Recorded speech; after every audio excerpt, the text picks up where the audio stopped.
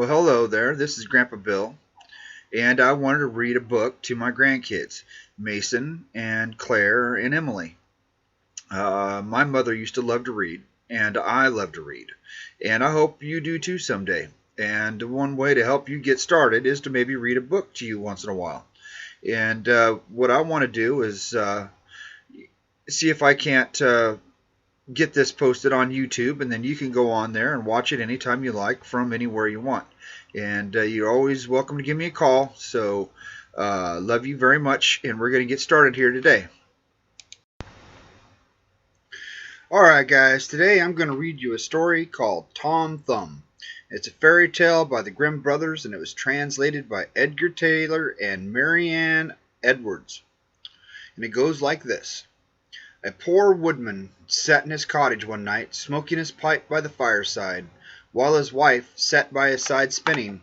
"How lonely it is, wife," he said, as he puffed out a long curl of smoke, "for you and me to sit here by ourselves, without any children to play with about and amuse us, while other people seem to be happy and merry with their children." "What you say is very true," said the wife, sighing and turning around her wheel. "How happy should I be if I had but one child! If it were ever so small, nay, if it were no bigger than my thumb, I should be very happy, and love it dearly." Now, odd as you may think, it came to pass that this good woman's wish was fulfilled, just as the very way she had wished it. For not long after, she had a little boy who was quite healthy and strong, but was not much bigger than my thumb. So they said, "Well, we cannot say we have not got what we wished for, and little as he is, we will love him dearly." And they called him Thomas Thumb. They gave him plenty of food, yet for all they could do, he never grew bigger, but kept just the same size as he had been when he was born. Still, his eyes were sharp and sparkling, and he soon showed to be a clever little fellow, who always knew well what he was about. One day as the woodman was getting ready to go into the wood to cut fuel, he said, "I wish I had someone to bring the cart after me, for I want to make haste." "Oh, father," cried Tom, "I will take care of that. The cart shall be in the wood by the time you want it."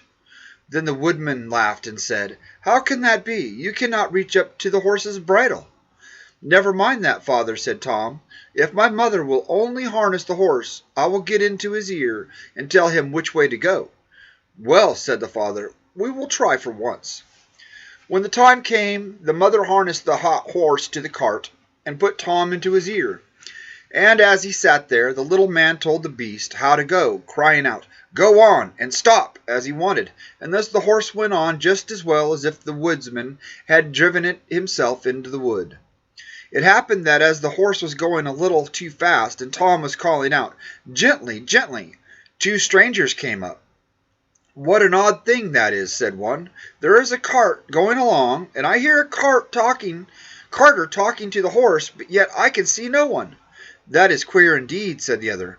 "Let us follow the cart and see where it goes." So they went on into the wood till at last they came to the place where the woodman was. Then Tom Thumb, seeing his father, cried out, "See, father, here I am with the cart, all right and safe. Now take me down." So his father took hold of the horse with one hand, and with the other took his son out of the horse's ear, and put him down upon a straw, where he sat as merry as you please. The two strangers were at this time looking on, and did not know what to say for wonder. At last one took the other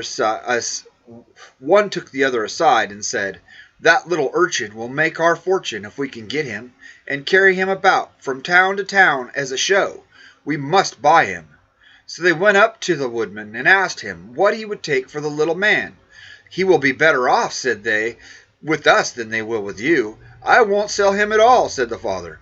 "My own flesh and blood is dearer to me than all the silver and gold in the world." But Tom, hearing of the bargain they wanted to make, crept up to his father's coat, to his shoulder, and whispered in his ear, "Take the money, father, and let them have me. I'll soon come back to you." So the woodman at last said he would sell Tom to the strangers for a piece of gold, and they paid the price. "Where would you like to sit?" said one of them. "Oh, put me on the rim of your hat. That will be a nice gallery for me. I can walk about there and see the country as we go along." So they did as he wished, and when Tom had taken leave of his father, they took him away with them. They journeyed on till it began to be dusky, and then the little man said, "Let me down, I'm tired." So the man took off his hat and put him down on a clod of earth in a ploughed field by the side of the road. But Tom ran about amongst the furrows, and at last slipped into an old mouse hole. "Good night, my masters," he said. "I'm off. Mind and look sharp after me the next time." Then they ran at once to the place and poked the ends of their sticks into the mouse hole, but all in vain. Tom only crawled farther and farther in, and at last it became quite dark, so that they were forced to go their way without their prize, as sulky as could be. When Tom found they were gone, he came out of his hiding place. "What dangerous walking it is," he said, "in this ploughed field. If I were to fall from one of these great clods, I should undoubtedly break my neck." And at last, by good luck, he found a large empty snail shell. "This is lucky," he said. "I can sleep here very well." And he crept. Just as he was falling asleep, he heard two men passing by, chatting together, and one said to the other, "How can we rob that rich person's house of his silver and gold?" "I'll tell you," cried Tom. "What noise was that?" said the thief, frightened. "I'm sure I heard someone speak." They stood still, listening, and Tom said, "Take me with you, and I'll soon show you how to get that person's money." "But where are you?" they said. "Look about on the ground," answered he, "and listen where the sound comes from."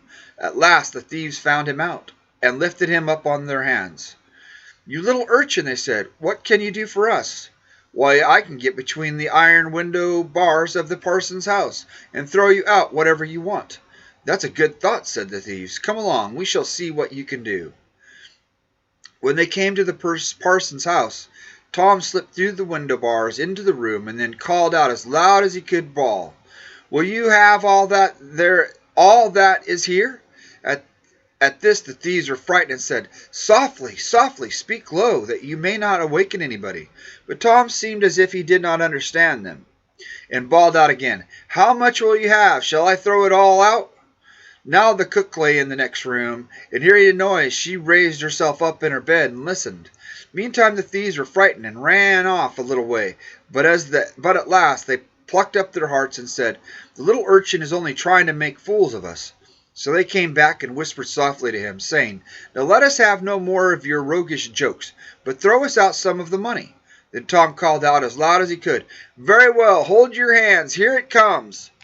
The cook heard this quite plain, so she sprang out of bed and ran to open the door.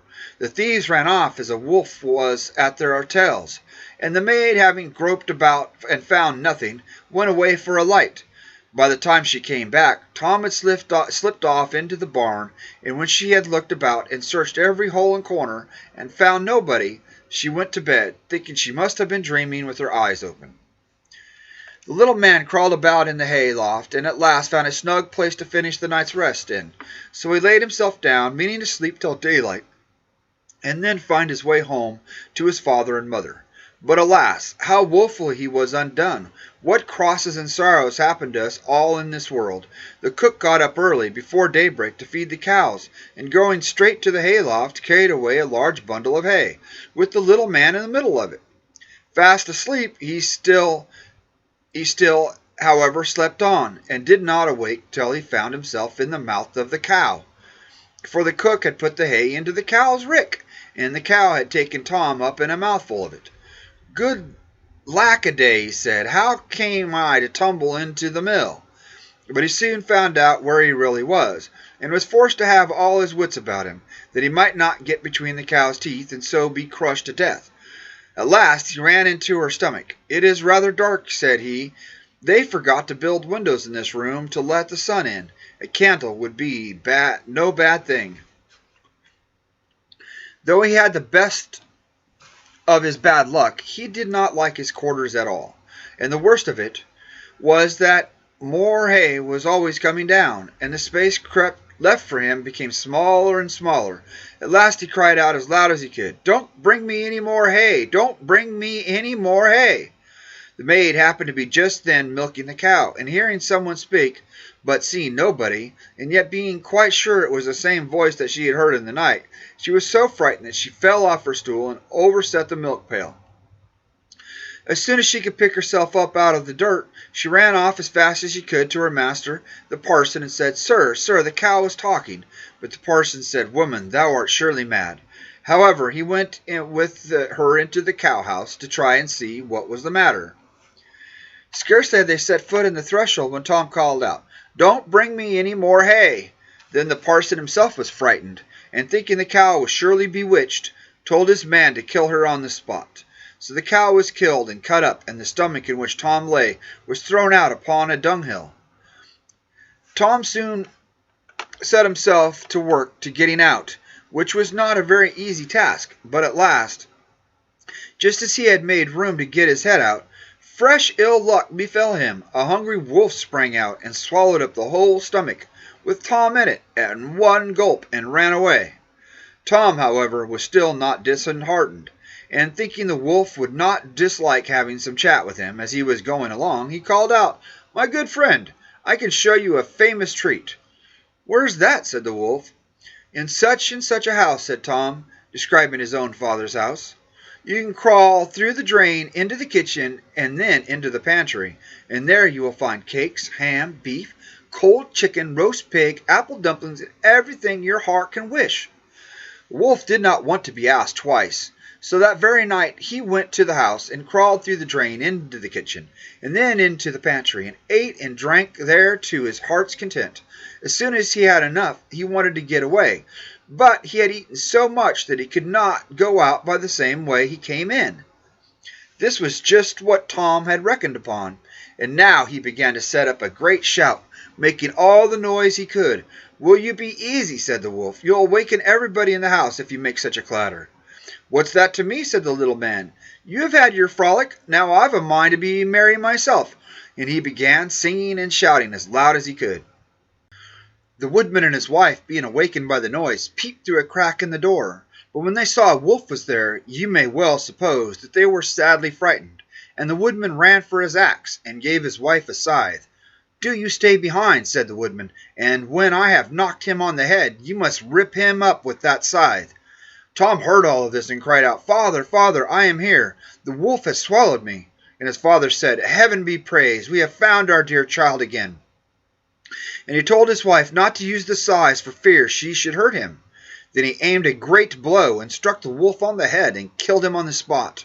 And when he was dead, they cut open his body and set Tom free.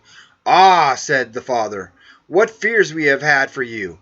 "Yes, father," answered he, "I have traveled all over the world, I think, in one way or other, since we parted, and now I am very glad to be home and get fresh air again." "Why, where have you been?" said his father. "I have been in a mouse hole, and in a snail shell, and down a cow's throat, and in the wolf's belly, and yet here I am again, safe and sound." "Well," said they, "you are come back, and we will not sell you again for all the riches in the world." And they hugged and kissed their dear little son, and gave him plenty to eat and drink, and he was very happy. And then they fetched new clothes for him, and his old ones had been quite spoiled on his journey. So Master Thumb stayed at home with his father and mother in peace, for though he had been so great a traveler, and had done and seen so many fine things, and was fond enough to telling the whole story, he always agreed that after all there's no place like home. The end.